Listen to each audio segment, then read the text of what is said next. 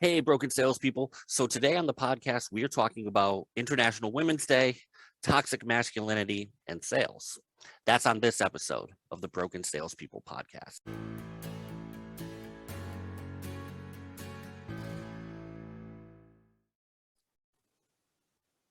Hey, broken salespeople. Welcome to the workshop. My name is Red Staffstrom, and today we are here to help you fix your broken sales skills. So the day I'm publishing this is International Women's Day. And I wanted to do this today because a lot of the issues that women are facing with glass ceilings, with discrimination, with gender pay gaps, et cetera, come from men. It comes from toxic masculinity, unwillingness to listen, the whole list goes on and on. So today, in honor of International Women's Day, I really wanted to shine the spotlight on some toxic masculine behaviors. I know that's almost counterintuitive, but we don't fix the problem that women are facing unless we fix what the actual problem is. The problems women are facing are symptoms of toxic masculinity, of our inability to listen, our unwillingness to be human about these things. And in sales, the discrepancy is even more glaring than in most places. So I wanted to go through the list. I have this list, from Green Hill Recovery. Just in case you are watching on video, I'm showing the screen on my phone. And it lists six traits that are common to toxic masculine behaviors.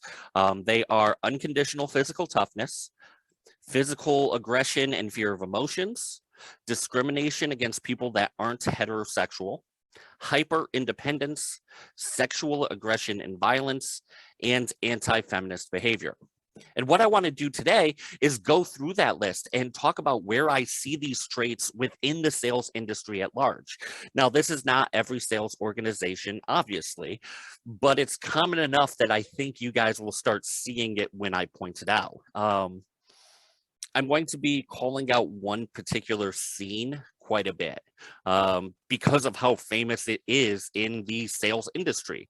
And that is Alec Baldwin's speech from Glengarry Glen Ross. The speech, the monologue that he did that pretty much that won him best actor or best supporting actor back in the late 80s.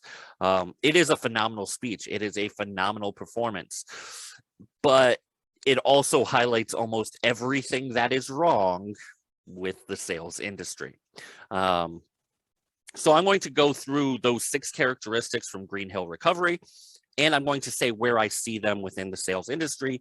And if I don't see them as much, I'll say that, but I'll point out like the little bits that are gleaming through. So 1, unconditional physical toughness. Let's go back to that Alec Baldwin speech. You need a pair of brass balls to sell in real estate. How does that sound to you? You need to be tough. You need to be strong. You need to be able to endure anything. You need to be completely fearless. That physical toughness is right baked into that sentence.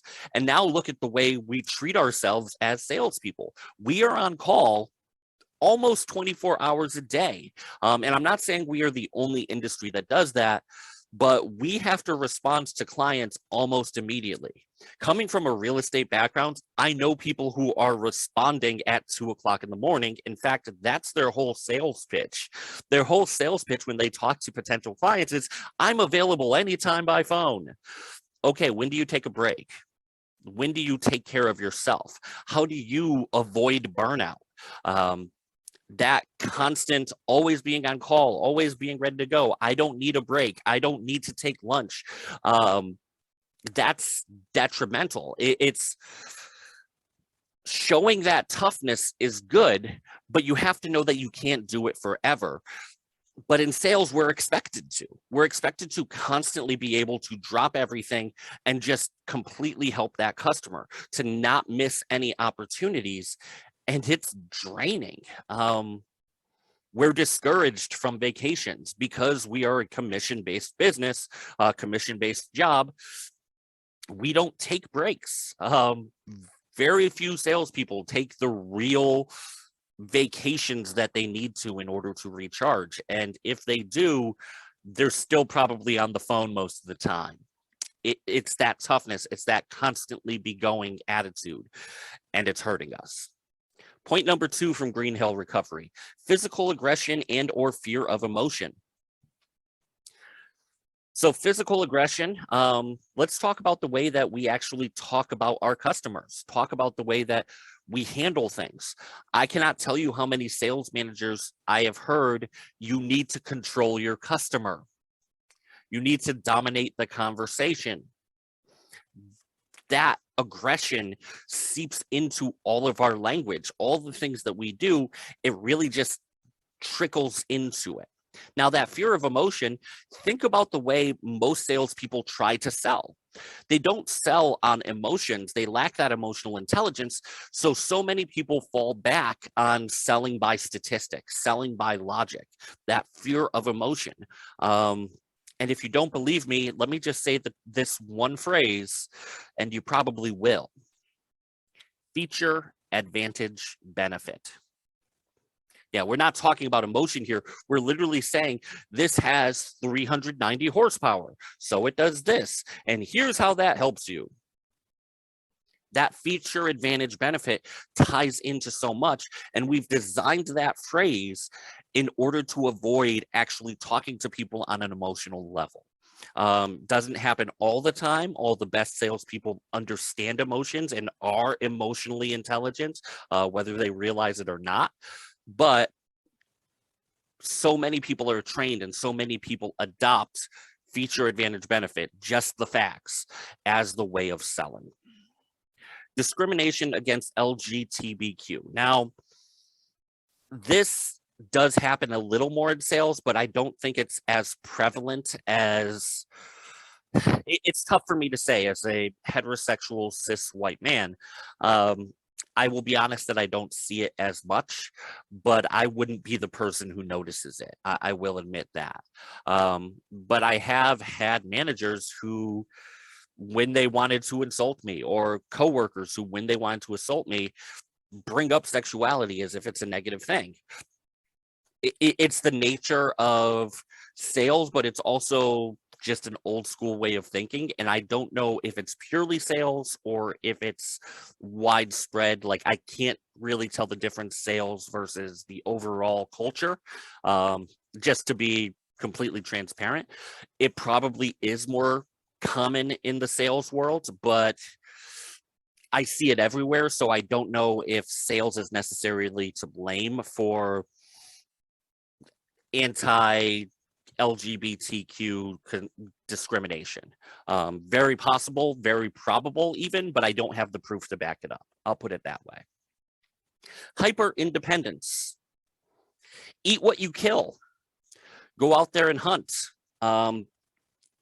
Those kind of ideas where we are not reliant on somebody else to make the sale, where we are able to provide for ourselves. There is this very caveman thought process when it comes to sales, where we are able to create something out of nothing, where all you need to give us is a phone line and we'll make blank dollars.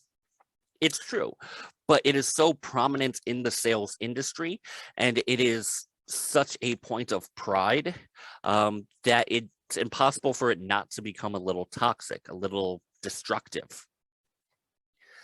Sexual aggression and violence. Violence, I won't say, but sexual aggression is definitely part of sales. I have been part of multiple sales organizations who have said, well, have you ever picked up a girl at a bar? If you can't do that, you have no place in sales. I have heard that from multiple managers at multiple organizations. They believe the ability to have one night stands is on par with your ability to sell. That's not really true. In fact, I believe monogamy is actually almost better for salespeople because rather than building a bunch of shallow relationships, you build much deeper relationships with monogamy. Just a personal thought preference, but it depends on the kind of sales you're into. Retail sales are much more promiscuous, let's just say, than B2B sales. That's just the way that they're built, but it's kind of different for everybody. I'm a big believer in deeper relationships and doing things that way. But the idea of one night stands, picking up a girl from the bar, like that is so intertwined, particularly in car sales. I see that a lot. So that is something that I do see is that sexual aggression. And the last one is anti-feminist behavior. So one, let's just look at the hiring practices in sales. What would you say the ratio of men to women is in sales roles? I bet you men make up at least 65 to 70% in most cases. It's probably 2 to 1 in terms of men to women in the sales field. Not saying women are less capable. In fact, I usually say the opposite. But it's kind of the way hiring happens. I have even heard people who have said, well, there's something about having a man in a sales position and people don't respect women in sales positions. I've heard that from a few managers, a few owners even. It is entirely untrue, but that anti-feminist behavior is common. The second thing I'm going to say is, what is our least favorite objection that we hear as salespeople? Well, I just need to talk to my wife. Don't you hate that one? Yeah, it's, but when we say it, we don't say, oh, I just need to talk to my husband. It's always, I have to talk to my wife. When we talk about that objection in role play, in practice, in meetings, we talk about how much we hate hearing, I just need to talk to my wife. And then we go forward and emasculate the man who wants a healthy relationship with open lines of communication. Let's think about how we do that and how often we do that. It's extremely toxic. We are literally trying to teach our customers to stop valuing the opinions of women. It's disgusting. We are willing to jeopardize their marriage for, in some cases, a few $100. This is why this point in particular is why I wanted to do this episode on International Women's Day, because of how anti-feminist, how anti-women the sales industry has gotten. And I don't like it. We are losing more than we are gaining by making it a boys' club. Purely, if I were to point out the two that are the most damaging, I would say the fear of emotion and the anti-feminist behavior. Those are the ones that are hurting us the most as salespeople. We need to stop doing that. Make sure you go to the women in your life. If you're a man listening to this, tell them how much you appreciate them. Stand up for them. Go and empower them to do something amazing on their own, whether it's apply for a sales job, build their own business, whatever it is, empower them to do that.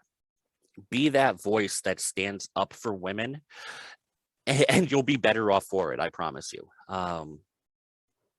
But I hope you guys enjoyed this episode. It's a little bit different than some of the things I normally do, but I think it absolutely ties into emotional intelligence, sales as a whole, sales management, and there are different things that we need to look to. Please take the time, go to brokensalespeople.com. You could read blogs there. There's a bunch of free training, brokensalespeople.com/ramblings.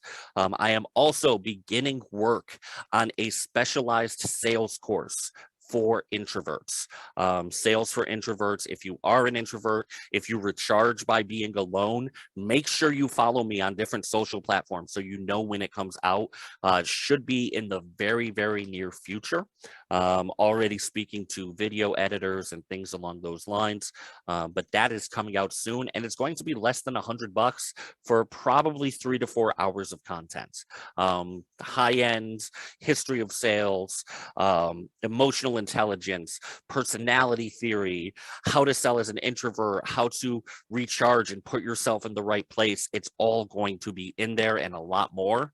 So make sure you stay tuned, follow me on all the different social channels, connect with me on LinkedIn, etc., etc., etc. Until next time, go fix yourself.